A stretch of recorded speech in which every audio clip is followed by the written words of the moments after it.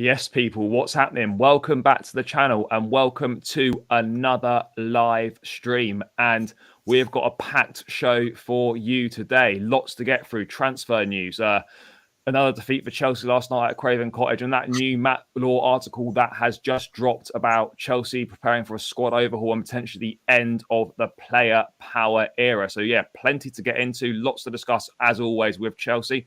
Delighted to be joined by Pys. Bro, thanks for coming as always. Looking forward to get stuck into things. Mate, I think the best place to start is that Matt Law article just drops in the last 10, 15 minutes or so.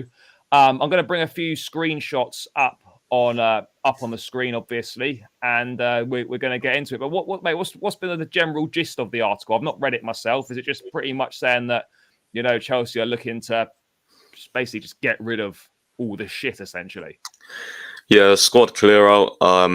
Some Chelsea players, as you can see, they're mentioned. The likes of Havertz, Ziyech, Pulisic, Jorginho. I think Koulibaly was mentioned as well. There's a serious possibility that Chelsea cut their losses, apparently.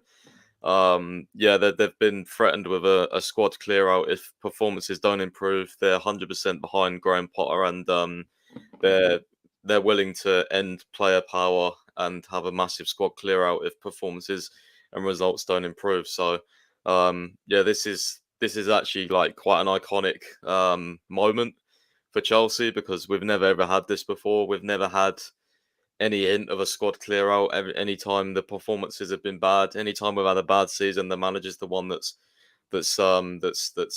suffered through it, not the players. There's so many underperforming players and overpaid players at this club where they just get away with absolute shit performances week in, week out, not clapping the fans, not giving a toss about the club. They don't even put the basic shift in, week out, let alone the quality to play for this club. So let's hope we do follow through with this, and let's hope as well that even if some of these players start performing, that we just see that as a means to actually selling and getting let's use that as a negotiation tactic, and in terms of getting their price up. Let's hopefully they play into some form now for the benefit of Graham Potter, but also for the benefit of us, demanding and some sort of decent price tag for these guys, because they cannot be trusted. They absolutely cannot be trusted. There's so many players that I could name that are just an absolute disgrace to this shirt. Mate, 100%. This group of players has been getting away with this sort of stuff for far too long now. It's about time, we put a stop to this sort of behaviour, because it is unacceptable, and you can't just keep getting away with it. I'm just going to read through a few of these screenshots here. So on the futures of Ziyech, Pulisic, and Havertz, there's no option or obligation for Chelsea to buy Felix. We know that. Just as important as new signings will be. Yeah. So expensive signings such as Ziyech, Pulisic, and Havertz are facing uncertain futures, while, as revealed this week by Telegraph Sport, Jorginho may be allowed to leave. We know that. And there's interest in captain Azpilicueta could be considered. Also, the possibility of Chelsea cutting their losses on Koulibaly if offer arrives from Italy, whilst club are unlikely to stand in Aubameyang's way if he decides to leave. Looking to reduce the wage bill. That's fairly obvious as well. These guys are on big wages. What else have we got here? Chelsea have not ruled out making a second bid for Enzo Fernandez, while Brighton's Moise Caicedo remains on the club's radar this month. Aspi turned down strong interest from Barcelona to sign a new 2-year contract last summer. Chelsea are unlikely to stand in his way if he receives another offer at the end of the season. Aubameyang is already thought to be concerned over his place in the squad, having been relegated to the subs bench, rightfully so. And just saying that clubs in Spain are looking for it. Mate, let's start with the most, I say, kind of interesting one out of that there's a possibility that Chelsea could cut their losses on Koulibaly. I mean, that comes as a little bit of a surprise to me. Yes, he's been poor this season, and he's not done anywhere near as well as people would have expected him to do.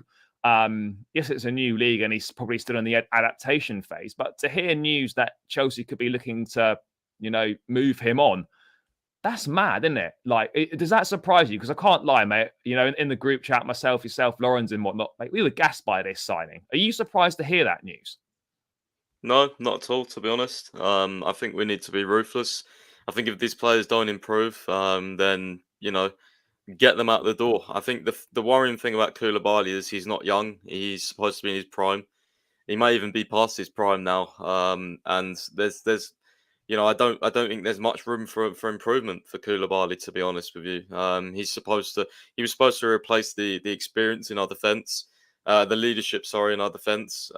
Rudiger left. Let's not forget that Koulibaly was the Napoli captain, and for me, he's shown absolutely no signs of leadership on the pitch. He's been dreadful. I'm sorry to say it. I'm at a point now, Charlie, where I do not care who leaves. I genuinely don't. Apart from like a couple of players, they can get gone for me. This has been one of the most horrible seasons, and these guys are a massive part of my pain weekly. Yeah, no, another thing, mate. Are you like if Chelsea? I'm sure there would be offers from Italy. I'm sure Napoli have had him back. I'm sure Juventus would be interested in him. I'm sure there'll be a host of clubs that would be interested in him because he's a top player. It's not happened for him so far, but do you look back at the kind of the recruitment in the summer, and then you kind of see when these articles come out? Do you think there's an admittance, perhaps, on Bowley's behalf, potentially? I'm not saying with all the signings, but certainly with Koulibaly's case, that this was a big mistake. Do you think they're thinking that, actually now having had a few, like hindsight's great to look back on things like that, a lot of this business was actually, it was wrong to do it. Because I think Koulibaly is probably a few years too late, even though 31, as you said, he should be coming into the prime years. And I'm of the same opinion as you. Like, if you don't want to be at this football club, if your attitude's not right, I don't care how good you are, you can be shown the door. But do you think Bowley's accepting, well, wherever this information's come from, that there's an admittance from within the club that signing Koulibaly, signing Aubameyang, etc., was actually a big mistake? Yeah, probably. Yeah, I mean they've got egos. Everyone's got egos, especially when you're as rich and powerful as them. But yeah, for sure, I think if you get rid of these guys, then there's admittance that it's gone wrong, and it should only help them for the future to be extra careful over who you sign in the future. So yeah, I agree with that, bro. I mean, mate, in terms of this idea about, it just goes into detail here that, we knew under Roman and the previous regime that there was quite a lot of not huge disparity in wages, but there was kind of quite a difference in wages. There probably still is quite a difference in wages between certain players. What do you make of this idea of obviously we know we need to rebalance the wage bill and whatnot. And apparently they ideally want a first team dressing room of players who are on a similar basic wage with the possibility of earning lucrative bonuses for meeting personal and team goals.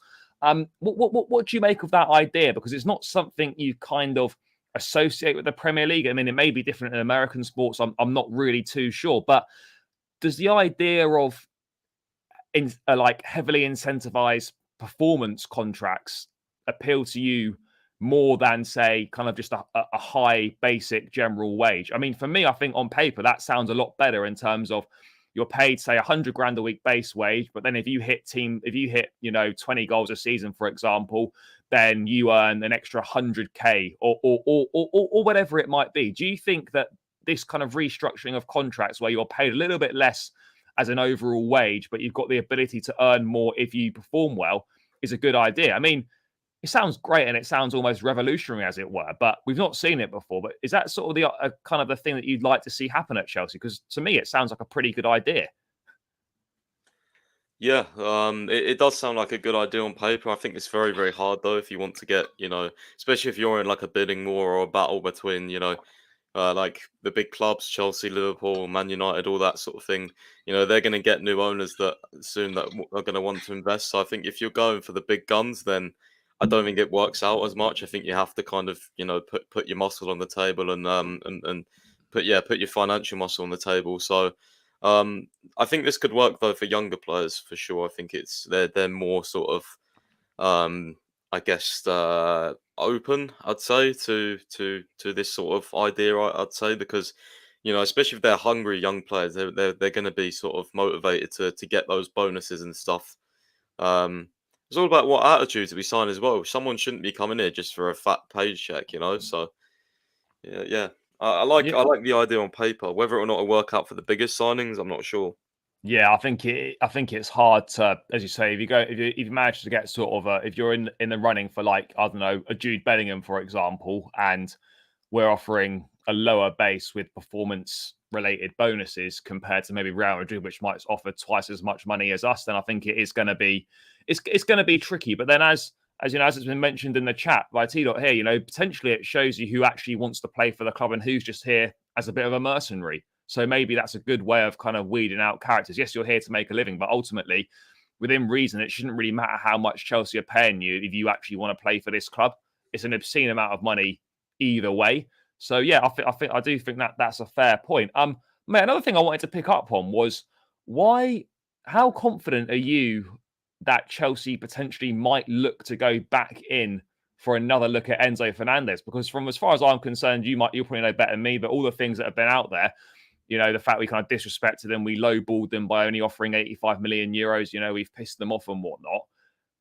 Do you think it's a slight naivety or maybe even an arrogance on Burnley on Chelsea's behalf that they've kind of not ruled out making a second bid? Surely this second bid is either the release clause or we're just wasting our time. Do you expect the club to go back with a second bid? I don't know whether it will become official, to be honest with you. If we do make like a second bid, there might be stuff going on in the background, certain discussions, but I think at least Benfica have made their point clear. I mean, their president doesn't want to let Enzo go, and I think Caicedo is more likely, to be honest. I think we'll be able to get him done for a similar price to probably actually cheaper than what we originally bidded for Enzo. So yeah, I see Caicedo coming in as well because he's definitely a Graham Potter player. I think the Enzo thing is done for me personally. Yeah, no, I think I'd agree on that as well. I just can't see a situation where it happens.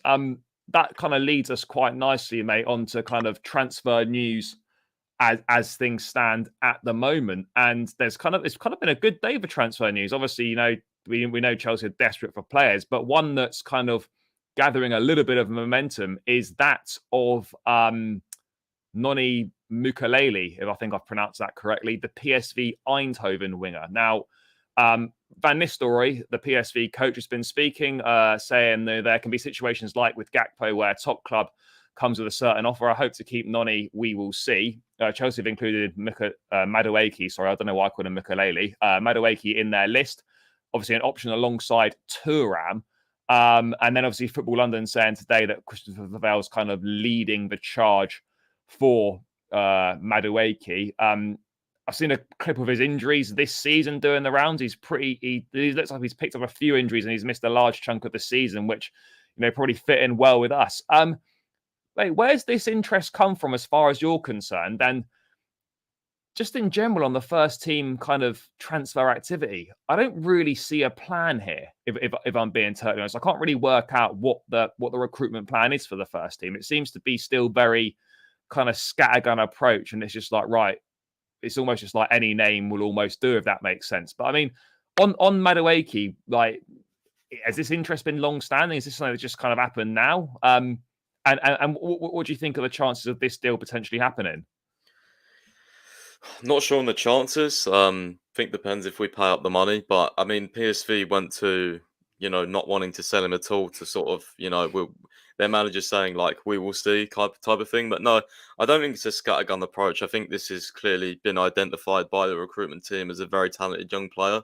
The one thing that I am worried about is the injury record. I mean, it's atrocious. I said earlier, I don't know whether they're just deluded and think they can magically fix injuries. Whether I think there was also a report that Chelsea plan to conduct an official medical review again on the department to see if they can do anything better, or they clearly see maybe a pattern in his injuries that they think they can solve. I mean, he's had a lot of muscle injuries, so whether or not the rehabilitation or the certain facilities at PSV are not as good at Chelsea, I don't know. Like, there's clearly a reason why they're going for him. I just refuse to believe they're that deluded or stupid to ignore his injuries and just say, we'll get him anyway. I don't like, they're top professional. They're paid a lot of money. So, yeah, I mean, this could be, a Ziyech replacement or something, for the summer. Could be an early buy-in. Yeah, I mean, he's a very talented player. I've definitely seen quite a bit of him. He's English as well. So, kind of fits in with a homegrown quota as such. But yeah, I think he's a very talented player. It just worries me with his injuries. It does, but whether or not Chelsea feel like they can fix that, I mean, I'd hope they do, because otherwise, what's the point in trying to sign him? So, yeah. Yeah, I mean, I've got to be honest, mate. I don't really know too much about him. Not watched an awful lot of PSV play, but he's obviously clearly got ability about him. There is that obviously that option that potentially could sign him, loan him back for the rest of the season and whatnot. But I mean, certain things saying that actually they kind of Chelsea feel that he's got the potential to make an impact in the squad. Now, I still think it's a big ask for a young player. How old is he? What, 21? Could be a bit younger. That to come into the mess that Chelsea are at the moment and to make an impact. But we need players to come in and make an impact. I mean, mate, would you be for this sort of move? Do you think he could? Is he good enough from what you've seen of him, in your opinion, that he could come in now and make a difference to this team? Yeah, I've not seen loads of him, but just Yeah, from if even if you watch a few clips, I mean, he clearly offers more than a Ziyech for sure. He's fast, he's direct, he's a really good dribbler. Whether or not that sort of like he's a very talented young player. It's kind of like not on the same level as Felix, but if you watch him, like the raw talent's there. It's just whether that obviously translates over to Premier League, but. Yeah, left-footed winger as well, which is really interesting. Obviously we've had Ziyech, but he's quicker than Ziyech. He's more direct. So that's always been my problem with Ziyech. Is just he can't dribble and he's too slow. So he's got a nice left foot, but what does that mean if you don't have the other attributes? So yeah, I mean, I'd definitely be excited if we signed him. It's just like there's that huge red flag. Like you're literally parking a massive red flag in the middle of the transfer with these injuries. It's just like it just it kind of it just makes you think, oh, like you just I don't know, like kind of puts you down a little bit, you know.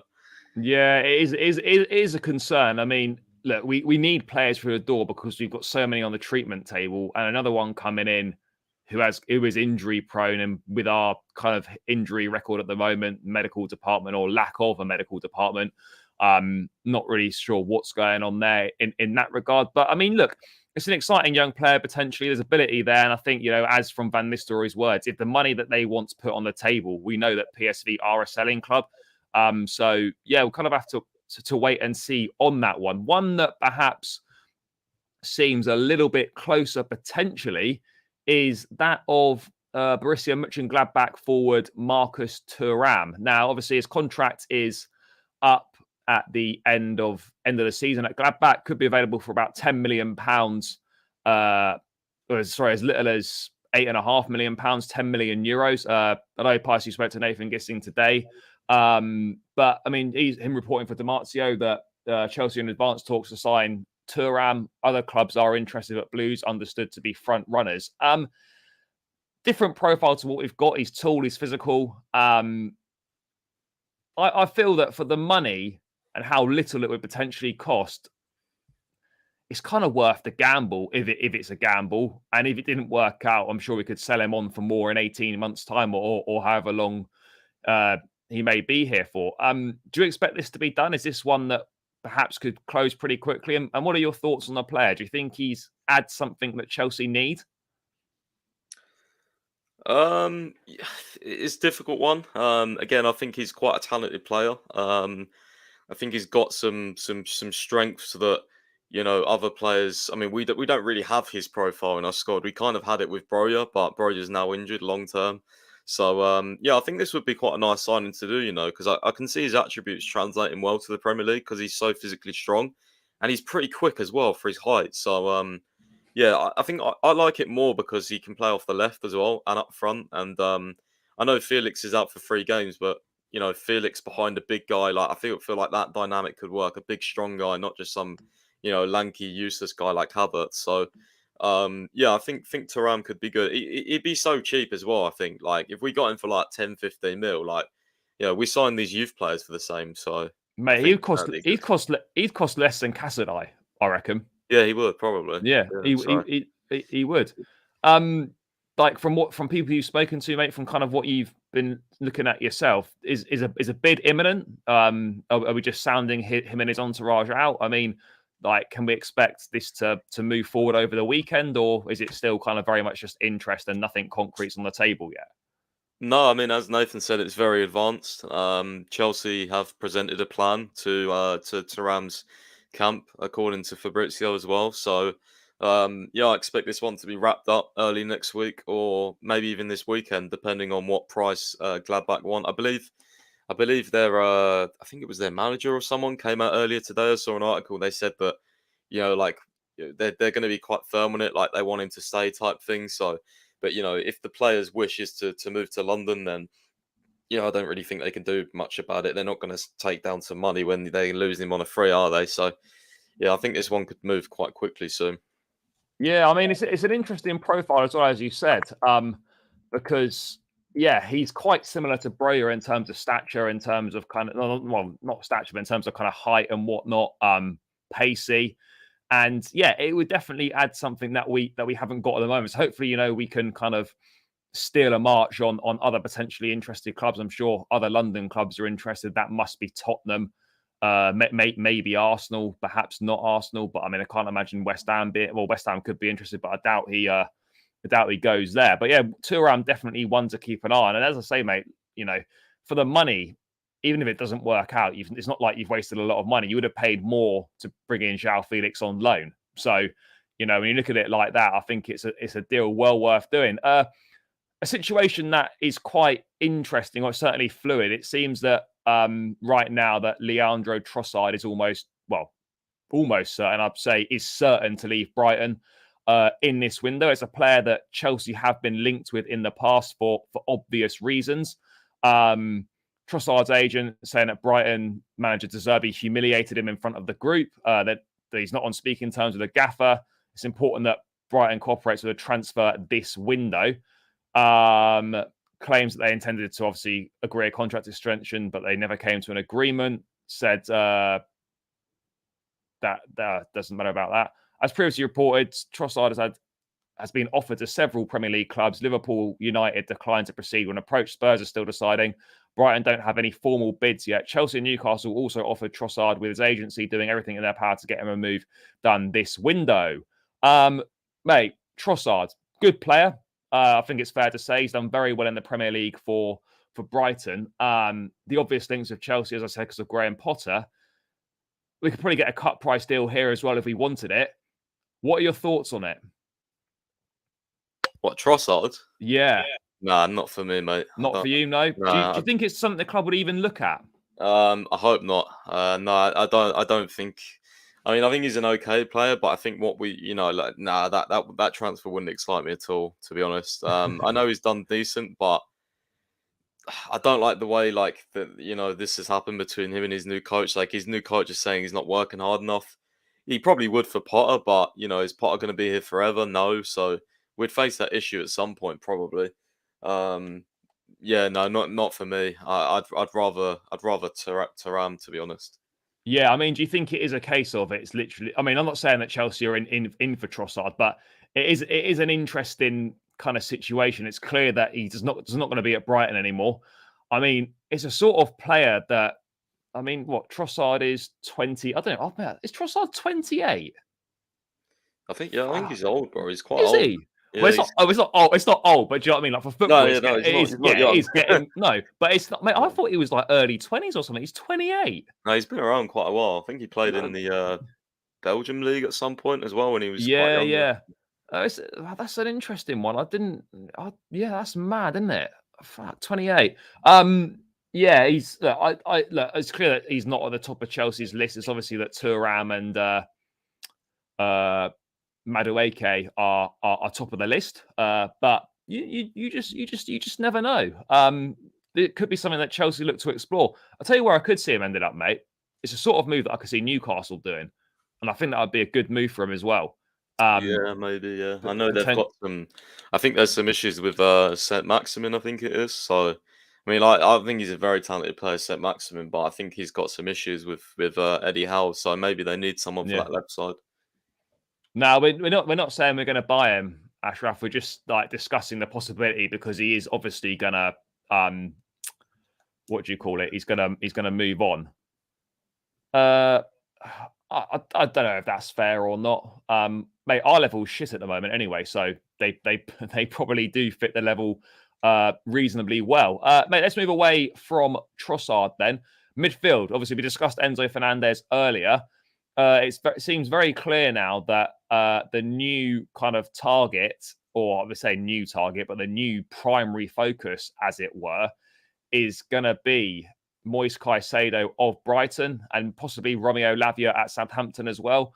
Club like Kone, but feel more possible in the summer. Rice maybe in the summer as well. Mate, Caicedo, obviously be cheaper than Enzo Fernandez. It's another Brighton player. That'll obviously piss some people off, but it is what it is. He's a good footballer. Price tag wouldn't be ridiculous. Good age as well. Thoughts on this one, mate? Do you like it? Do you think he's the right profile? Obviously, Enzo Fernandez is probably a better footballer than him, probably would suit us better, but do you think Caicedo ticks a lot of the midfield boxes we're missing? Yeah, I think he does in some aspects. I think the main thing though is like I think why Enzo was perfect was because he had that deep passing range that we haven't really had since Fabregas. So, Yeah, but everything else Caicedo ticks. He's incredibly hard worker. He's amazing in the tackle. He's very good defensively. He can play box to box and a six to a high level. Like it's not just one of those where he can play a six as well. Like any player can sort of play there. No, like he can actually play it to a high level. So. Yeah, I see him like he reminds me a lot of Kante, to be honest. He's very, yeah. very similar attributes. Very, very similar. How soon do you expect a move to potentially be made for him? Then, obviously, like January's a short month. We're already on the third. We're already on the 13th. By the time the weekend's done, we're virtually halfway through the window. Like, there's not a lot of time to negotiate. It's tough to do. This will be tough to do business on. Brighton will want relevant time to get a replacement in as well.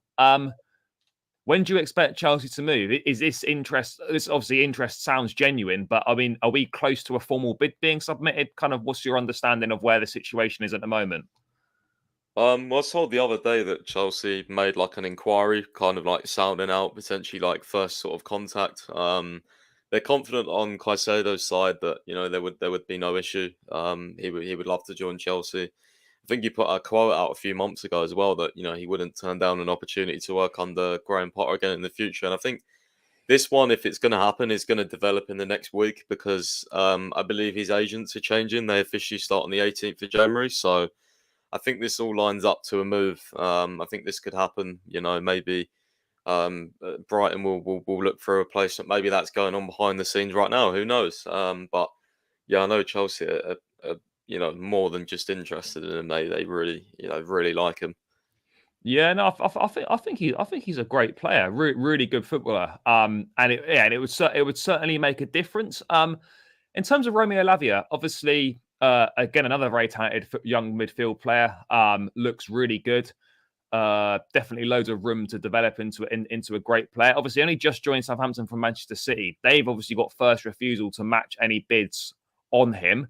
I spoke to Ben Jacobs about this a few weeks back, and whilst Chelsea are obviously admirers of Lavia, it's going to be difficult to get him out of Southampton. Chelsea and Southampton not the best relationship because of the way that Joe Shields left the club to join Chelsea. But your thoughts on Lavia as a player? Do you think when sort of stacking them up compared to Caicedo, do you think Lavia's profile and quality suit Chelsea more than Caicedo's? I mean, both would be ideal, but I mean, how do they stack up against each other? Well, I think Lavi is, more of a defensive midfielder strictly, whereas Caicedo, I'd say, is more of a box to box. But Caicedo does have those defensive instincts as well. Yeah, I think Lavi is a very interesting one because look, if Southampton get relegated, True.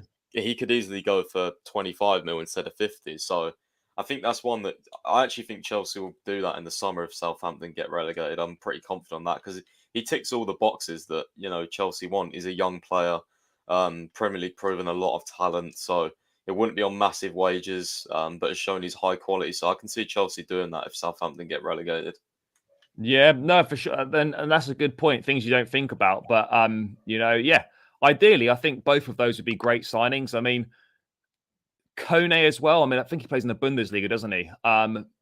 Potentially looking at more. I don't know an awful lot about him as a player. I know Euro Expert goes on about him quite a lot. Declan Rice as well, mate. Obviously the Declan Rice interest is still firmly there for the summer, but do you think like that perhaps Declan Rice is maybe not as big a priority for Chelsea as he once was, or is that just those links just going to come alive again more in the summer rather than now?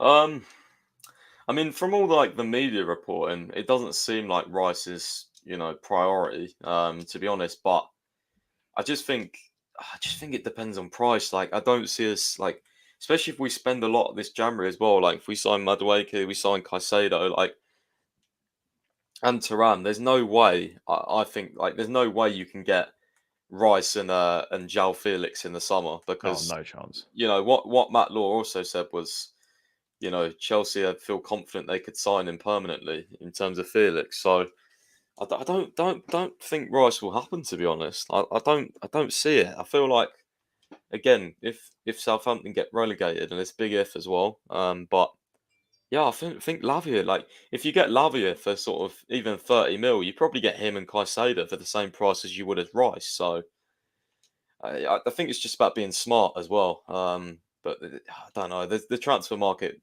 so much twists and turns. Yeah, it's hard. Yeah, it is hard to tell. I mean, I really don't know. I mean, Omar saying here that no more than 60 to 65 mil are getting ripped off. I think that's in reference to Caicedo. I think a lot with these players as well, you're buying because of the potential as well, because they're young. They've got a lot of good years on their side potentially.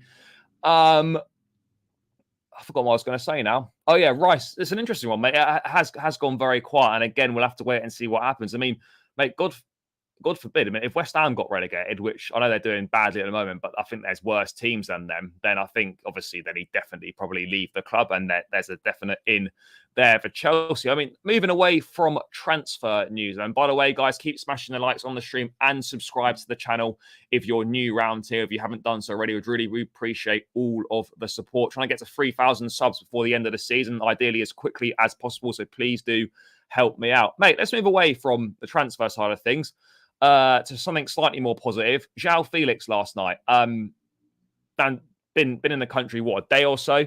Straight into the starting lineup. We know he's been playing for Atletico Madrid fairly regularly. Fitness not an issue. Comes onto the pitch, and I think it's just an indictment of where Chelsea are right now, is that straight away he's our best attacker. You can tell that he's got a bit about him. He links up play nicely. He's got a good touch on him. He actually has a shot on goal, which is a miracle. We don't see that very often at Chelsea this season. A real shame that he got the red card, fully deserved for that challenge, and he's out for the next month. But I know it's only an hour's worth of football, but considering what we've been watching this season, the difference that him being on the pitch made to that attack was ridiculous. I mean, how did you assess his debut, and do you think he made as big a difference as I do?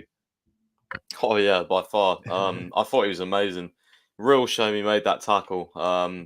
Simeone instincts coming out there, but I mean, mate, he was just. I mean, can you name a better attacker since Hazard in terms of just pure? No, I don't think so. No, I think it's not a stretch. He looked literally amazing. I was getting gassed. Some of his turns, some of his touches, some of his link up play. I was like, oh my god! Like I actually get to watch this for the rest of the season, but. Now I've got to wait 30 days. So honestly, it's more painful than the defeat that I've got to wait 30 days to watch some Felix ball. Like, it's actually mad that he's out. Like the next time that he can play for us, unless unless the Liverpool game at Stamford Bridge gets rescheduled for some time before Feb 11th, mate. He can't play for us until Feb 11th, West Ham away. Yeah, that's just that is a real shame, and it's another massive problem. But I mean. That just goes to show how bereft of quality our attack's been. That he just comes in. I haven't watched an awful lot of Atletico Madrid, but he just looks so much better than everyone else. And I know the bar's low this season, but fuck me, just a guy that even has a shot on goal is a massive upgrade.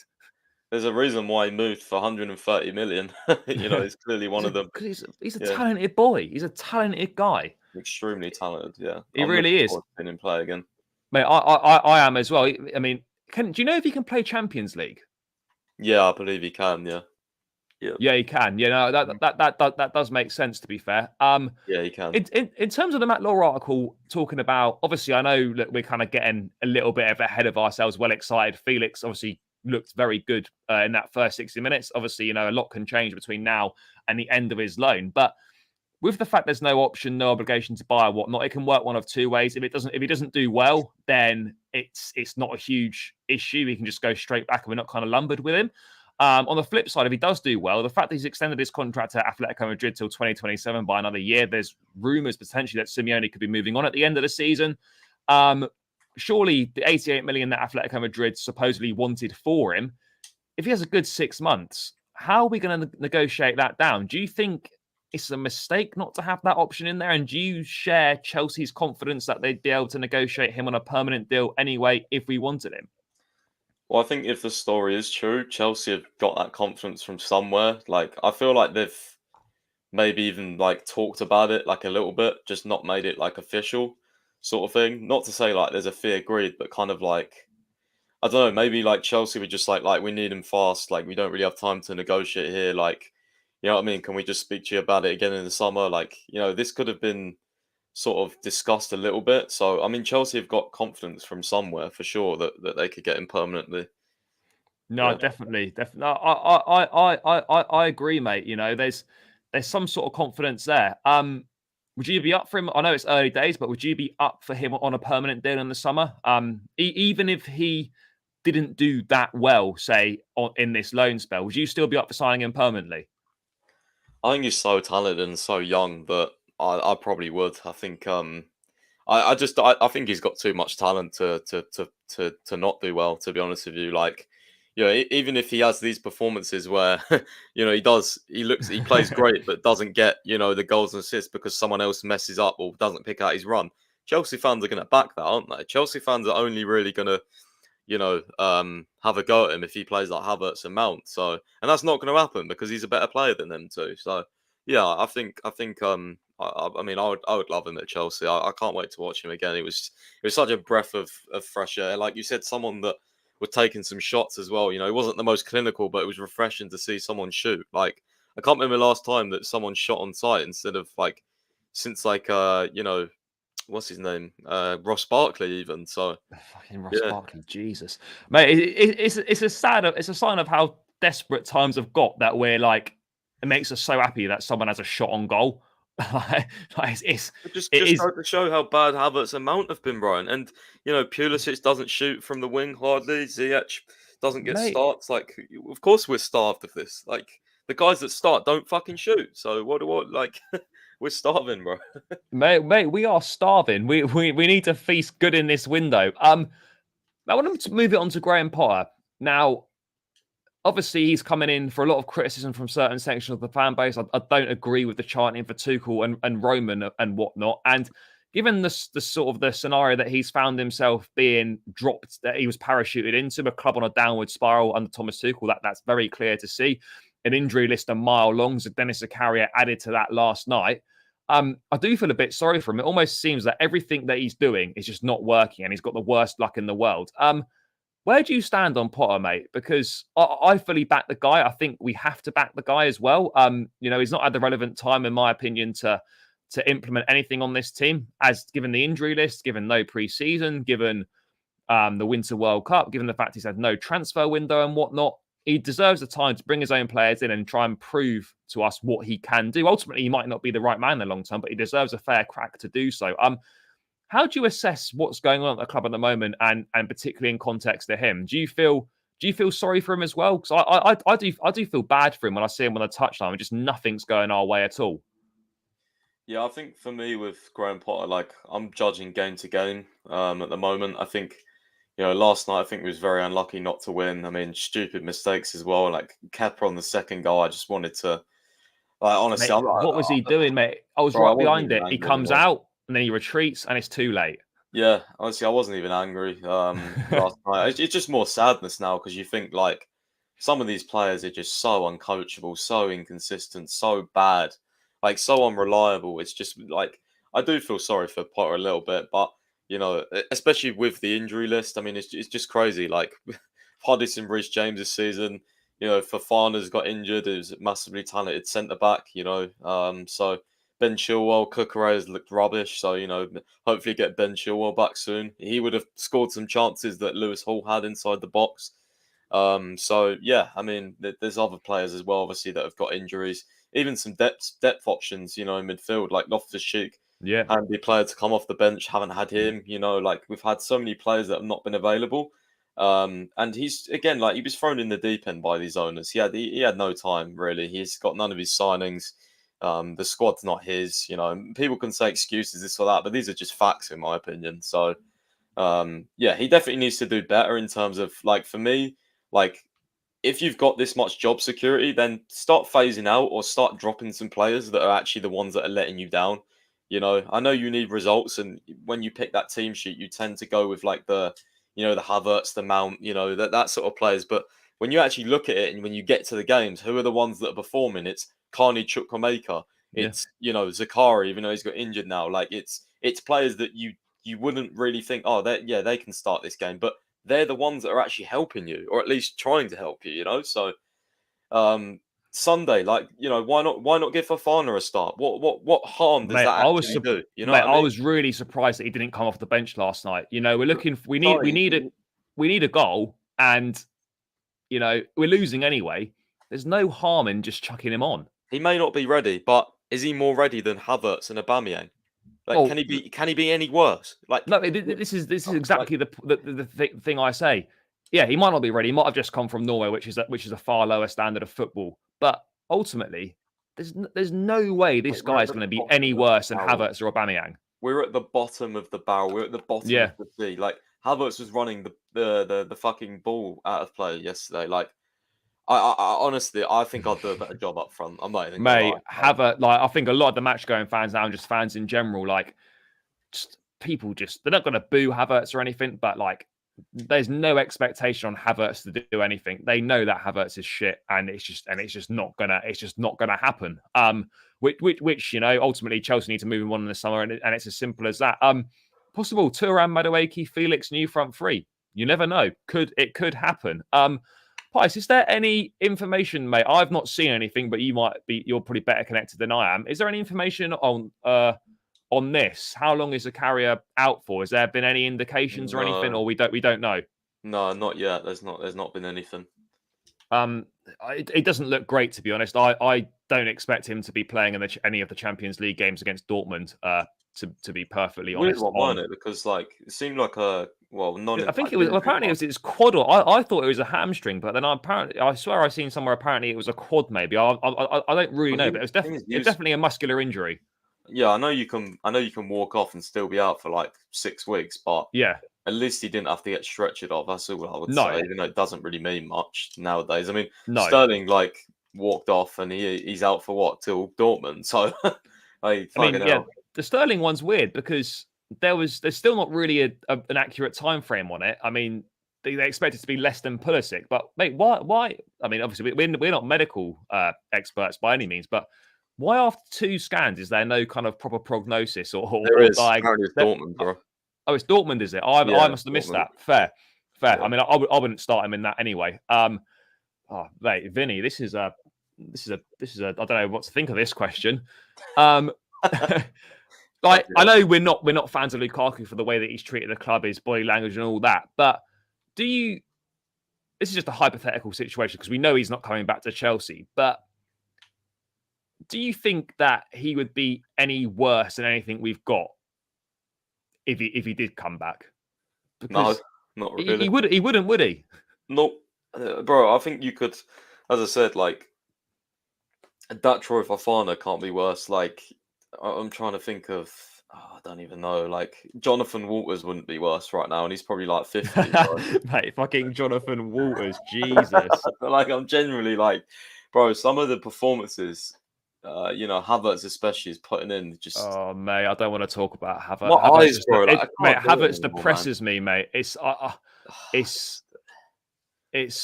Mate, honestly, it's so depressing. Every time I go and watch Chelsea and I see Havertz on the pitch, I'm just like, he's just playing with 10 men. Even Matt Law said it on the London is Blue podcast.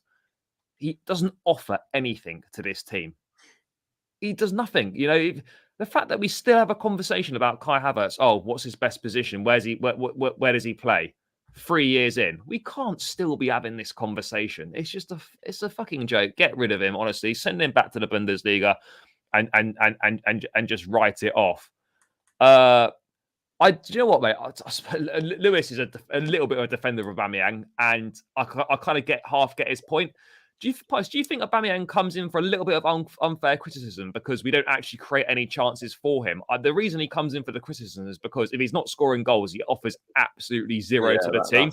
So he's like the fact we don't create any chances means he's basically redundant for us.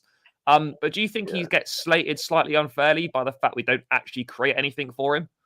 Well, yeah, but you just hit the nail on the head. Yeah. The reason why he gets slated is because he's so lazy. He doesn't like. Yeah. He's another one where you watch him play for Chelsea. He just looks like he doesn't care. It looks like he's lost. He's I do feel a bit bad for him, obviously, because he came because of Tuchel. But still, like you still play for Chelsea. Like, can you not even be bothered? Like, I just feel like when I watch him, he doesn't look bothered. So.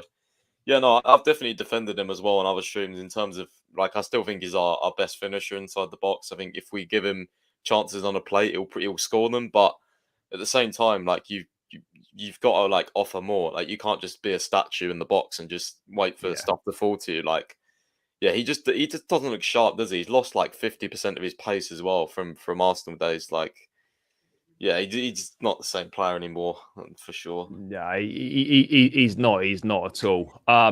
There's something I saw in the chat, mate. This was a interesting point. We kind of forget about Cho. If he was here now, mate, do you think? Oh, he'd obviously be playing because we've got a massive injury list. But do you think Hudson-Odoi is like would be any good for us right now? Do you look? I know we're looking to bring in a lot of attackers this window. He's almost been a forgotten man because he's out on loan in Leverkusen. But I mean, do you see a future for him at the club potentially? I don't really know. I've kind of sort of forgotten about him a little bit. But again, he's another really talented guy, and it would be interesting to see how he would perform under Potter. I mean, what are your thoughts on that? In terms of future, I honestly don't think so because I mean I know it was a bit different under Tuchel, but they did offer him in a couple of swap deals last summer, and he just like I know the whole point was to go to Leverkusen and play, and when I've watched him, he's actually been pretty good, but he's still not getting. I think he's only got like one goal or something or over there. Like, he's not setting it alight as such. And I just think with Hudson-Odoi, he's stagnated so much, but he's still a big talent. Like, I'd rather keep Hudson-Odoi than spend money on Madueke. I think that's smarter. But yeah, if the club want to sell Hudson-Odoi, then so be it. As long as it's not to I'd still be worried if he went to like a Prem team or something. Because I still think there's a really good player in there. He's creative as well. Like he really is. That's what I say. Like he's in terms of crossing and stuff. I think he's a brilliant crosser. I think some of his creative numbers when he played for us were really good in terms of like expected assists and that sort of thing, like chances created. So I'd love him to have a future. I just he kind of what you've said. He kind of seems like the forgotten guy, doesn't he? Almost. Yeah, like, mate. No one really speaks about him, which is mad. But it'd be interesting to kind of see how he does get on.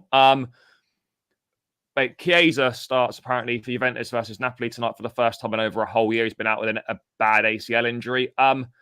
Chelsea have been linked with him in the past. I love Chiesa. I think he's a fantastic footballer. Obviously, we don't know how he's going to come back from this injury. Would he be the same player? Would he be better? Who knows? But Pys, is Chiesa a player that you like, bro? Like, I'm a big fan of his. And if he can rediscover his form pre-injury, I'd love to see him in a Chelsea shirt. I mean, is he someone that kind of ticks a lot of boxes for you? It's an interesting one because I do rate him, but when I watched him quite a bit, like before he had his injury, I felt like he was quite space reliant.